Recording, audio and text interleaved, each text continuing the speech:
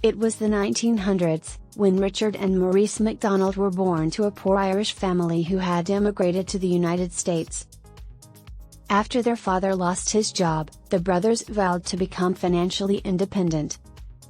They worked tirelessly, with Richard and Maurice taking on any job they could find to make ends meet.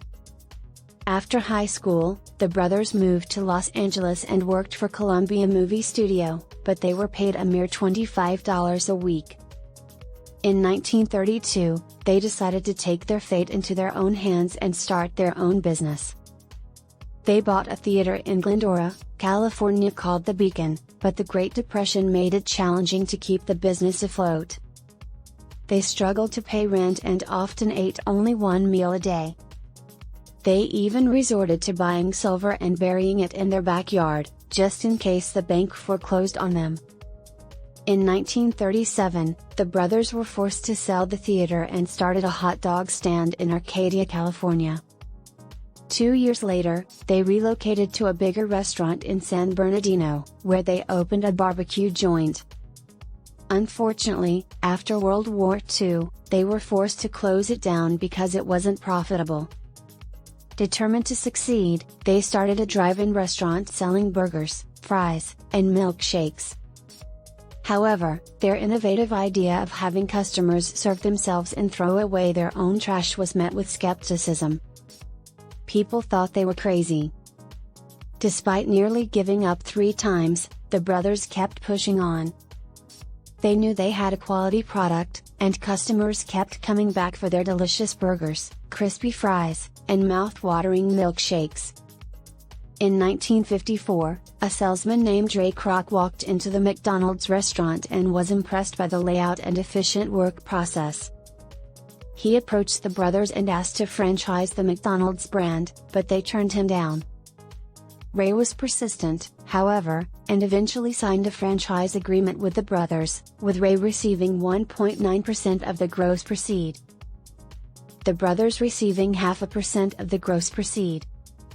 Initially, following the strict terms of the franchise agreement proved difficult, with 2 of Ray's lawyers quitting on him. But Ray soldiered on, opening his first franchise restaurant in 1955.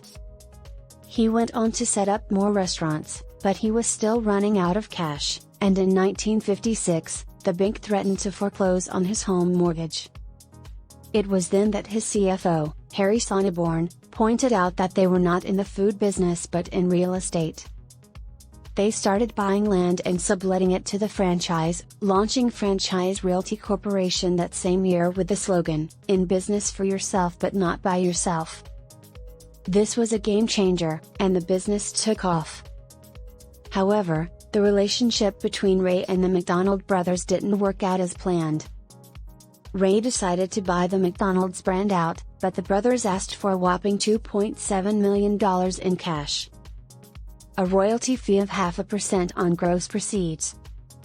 They also insisted on keeping their San Bernardino restaurant, which had a profit of around $100,000 annually. Ray opened a restaurant across the street and ran the brothers' restaurant down. Sadly, the brothers didn't receive any royalties, as there wasn't a contract. Today, that amount would have been around $100 million annually. In Ray's memoir, he stated, if they had played their cards right, that 0.5% would have made them unbelievably wealthy. Despite the rocky relationship between the McDonald brothers and Ray Kroc, their innovative idea for a fast food restaurant changed the game. Their quality burgers, fries, and milkshakes set a new standard for fast food.